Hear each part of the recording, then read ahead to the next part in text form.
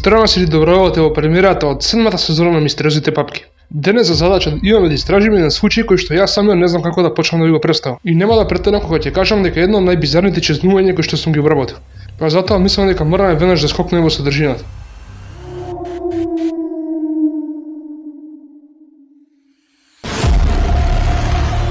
Брендон Виктор Свонсон е роден на 30 јануари 1989 година во Маршал, Минесота. Мајка му се викала Анета, татко му Брајан. Семејството било многу блиско помеѓу себе, вклучувајќи и неговата помлада сестра, а според сите извештаи Брендон бил грижлив брат и син. Маршал било релативно мирно градче со население околу 13-14 жители и тоа била област фокусирана првенствено на земјоделството. Процентот на населен криминал бил помалку од половина од просекот. Брендон бил одличен ученик, се чинило дека секој се занимавал со книги, правејќи го читањето негово омилено хоби. Имал голема наклонетост кон науката, па кога дипломирал во средно училиште во Маршал во 2007 година, одлучил да остане дома со своите родители една година за да добие сертификат за обновлива енергија и ветерни турбини од колеџот на Вест Минесота Комјунити. Се конкретната ноќно прашање беше 13 мај 2008 година и тоа беше последниот ден од часовите во Минесота Вест, што значеше дека Брендон официјално завршил со својата програма за сертификати. Таа ноќ беше посветена за прослава на крајот на годината, а Брендон беше вклучен во она што требаше да биде забавна вечер со многу пријатели пред себе. Иако забавата за Брендон можеби почнала рано таа ноќ, она што се случило подоцна е збунувачка мистерија која што колку подолго го копаде, толку помалку работите изгледаат логично. Затоа ќе вратиме последните моменти од она што го знаеме за Брендон. Вечерта на Брендон започнала во блискот град Линд, околу 10 км југозападно од неговиот дом во Маршал. Тој присуствувал на собирање каде што биле присутни максимум 6 луѓе, вклучително и Брендон. Луѓето на забавата известуваат дека Брендон испил еден алкохолен пијалок и дека изгледал добро и воопшто не бил пијан. Во еден момент таа вечер Брендон го напушти местото во Линд и се упатил 35 мили северно-западно кон Кинби, каде што се наоѓал неговиот колеџ.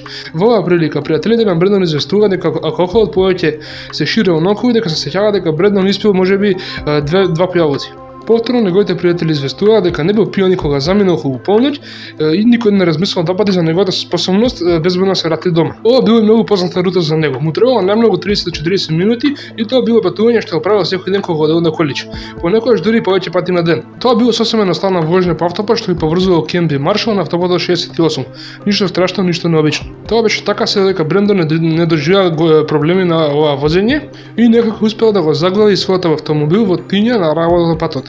Очигледно само малку се завотил, но тротарот бил низок и колку и да се обидувал сам, едноставно не можел да го извади својот Chevrolet Lumina од канавот во кој паднал. Тоа што прва опција во главата ги повикал другарите за базата да дојдат да помогнат. Но тие не се јавувале по повеќе обиди и тоаш немал друг избор освен да го повика татко му во околу 1:54 часот наутро. Во тој момент Брендон не бил повреден и немал никаква штета на автомобилот. Се ќе биде во ред, само му треба мала помош да го вратиме автомобилот на патот, си помисли татко му на Брендон. Со сопругата се качиле во својот автомобил и не биле премногу загрижени, па се патиле веднаш да го спасат својот син. Брендон им рекол дека некаде на патот помеѓу Линд и Маршал. Немам проблем, рекол неговиот татко, точно знам каде е тоа што го пишуваш. Тоа е само на 10 минути оддалеченост, веднаш ќе бидеме таму. Брајан и Анета пристигнуваат таму каде што Брендон им кажал дека треба да биде, но тие не можеле да го најдат неговиот автомобил. Тоа било чудно, па почнуваат да возат горе долу по патот.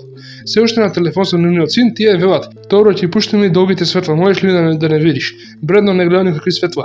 "Добро, Брендон, ајде сега ќе свиднеме." Тој вели дека не може да ги чуе.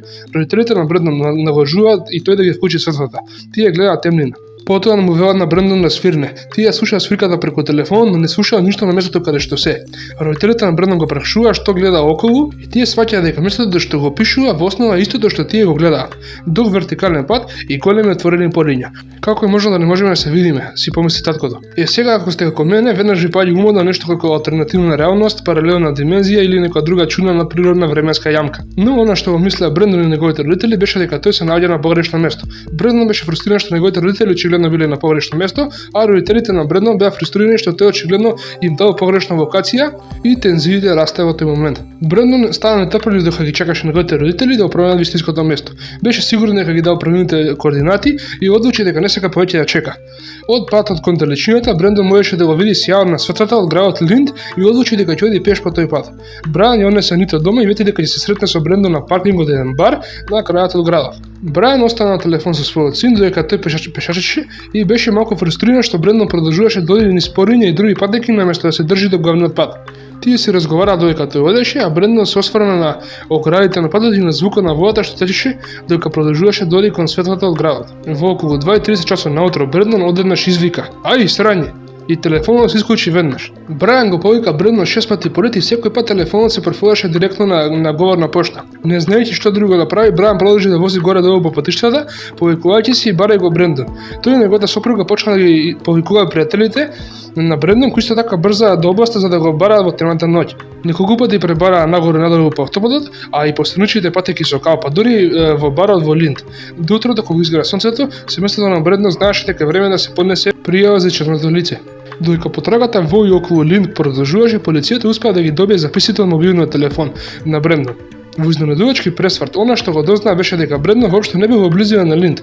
Полицијата до неговите родители претходната ноќ биле упатени од место во близина на малото градче Тонтон, кое е 40 км оддалечено од Линд, северозападно од Маршал. Преместувајќи ја потрагата во областа Тонтон, властите брзо го лоцираа напуштениот автомобил на Брендон. Тој бил заглавен во кал покрај патот, токму како што рече. Започна преборањето со хеликоптеров, фаќајќи ги сите поредни области преку кои што Брендон можеби се обидел да помине по краток пат кон она што погрешно претпоставува дека е Линд.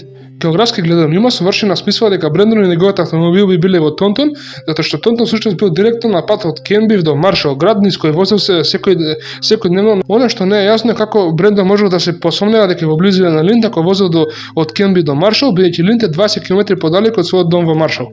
Уште помалку јасно е времето на случувањата. Се вели дека Брендон ја напушта забавата во Кенби помеѓу 12:30 и 00:30 часа наутро. Тонтон е оддалечен приближно 15 минути возење од забавата во Кенби. А Брендон не се јавил да пријави дека е заглавен во канал се до речиси 2 часа наутро. Па од тука може да се праша каде се тие часи по возење измеѓу. И зошто воопшто верува дека во близина на Линд. Семејството и волонтери продолжаа со теренските пребарувања за него, но немаше апсолутно никаква трага од Брендон. Вклучително и неговиот мобилен телефон и од чиуата предмети за кои се смета дека дефинитивно би биле пронајдени доколку некако се повредил во дивината. Друг аргумент за дискусија кој мораме да го спомнеме е телефонска повик. Телефонот на Брендон веднаш се исклучи како да го притисне копчето за спуштање. Немаше ниту една секунда дополнителен звук како тресок, врескање или тропање. Немаше други звуци кои можеле да се поврзат со некој што паѓа во вода, се сопнува на стапица или звук од мечки или било кое друго животно. Ако Брендон доживеал несреќа или бил убиен таа вечер, каде се неговите останки? Дали е можно Брендон да бил киднапиран?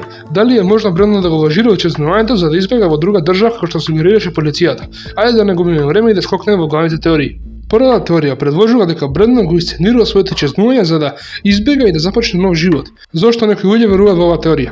Па главно поради апсолутен недостаток на докази и бизарните околности. Точка 1. Тотален недостаток на физички докази. И покрај објавените повеќегодишни пребарувања, никогаш не е пронајдена никаква трага од Брендон, парични, граници или облека. Точка 2. Несогласувањето на локацијата. Брендон верува дека е во близина на Линд, но неговиот автомобил бил пронајден на 40 км оддалеченост во близина на Тонтон, Минесота. Ова огромно несопаѓање ги навела некој да се запраша дали намерно ги навел своите родители на погрешна локација или е поверојатно дека наставно бил дезориентиран и изгубен. Точка 3. Исчезнатиот телефон. Мобилниот телефон никогаш не бил пронајден, што сугерира дека бил уништен, однесен од вода или земен. А сега треба да разјасниме зошто теоријата за исценирано исчезнување е малку веројатна. Првиот аргумент за оваа теорија е 47-минутниот телефонски повик. Брендон разговарал по телефон со својот татко речиси 1 час откако неговиот автомобил се заглави во каналот. Постојано известувајќи го за неговата локација, обидувајќи се да ги пронајде своите родители и изразувајќи фрустрација. Ова ниво на жива, фонетична и панична комуникација не се вклопува во профилот на планирано, мирно и пресметано исчезнување. Аргумент број 2. Немало подготовка или мотив. Немало докази дека Брендон бил несреќен во долго или сакал да започне нов живот. Се вели дека бил многу возбуден за своите идни планови. Аргумент број 3. Моментот каде што рекол ај срање. Последен момент од повикот каде што Брендон извикал ај срање и линијата се исклучила, сугерира моментален, неочекуван и катастрофален настан, а не планиран или исцениран крај. Дополнително мора да се напомене дека неговите родители и истражителите цврсто веруваат дека тој доживеал трагична несреќа, а не дека избегал. Втората теорија вели дека Брендон бил убит или киднапиран од непознат сторител. Една популарна теорија дека тој бил жртва на удар од автомобил каде што водачот го земал телото и избегал од автопатот. Но властите велат дека оваа теорија е малку веројатна бидејќи не пронашли никакви докази за таква несреќа било каде на патот, а Брендон дури му рекол на татко му дека се движи низ кратенки по кавливи патишта и ниви со трева. Слично на тоа, таа област како што спомена претходно има исклучително ниска стапка на криминал, а Тонтон каде што навистина дичезно имало население од само 135 луѓе во тоа време. Не значи дека не е можно, но математички гледано тоа е голема невозможност во однос на веројатност. Првата теорија дека Брендон не се каќи ги измеша насоките и доживеал трагична несреќа во сплет на околности кои резултираа неговото тело да биде изгубено во природата. Со дивите животни и руралните земјоделски површини во Минесота, реална е можноста Брендон да доживеа некаков вид несреќа, а неговото тело брзо било отстрането или од диви животни или од земјоделска опрема. Тука постои неколку интересни точки кои мораме да ги анализираме. Прво, Брендон бил законски слеп на едното око. Иако има водачка дозвола и ова не му го нарушува животот, во црната темнина, ова навистина можело да влие на неговата перцепција на длабочина.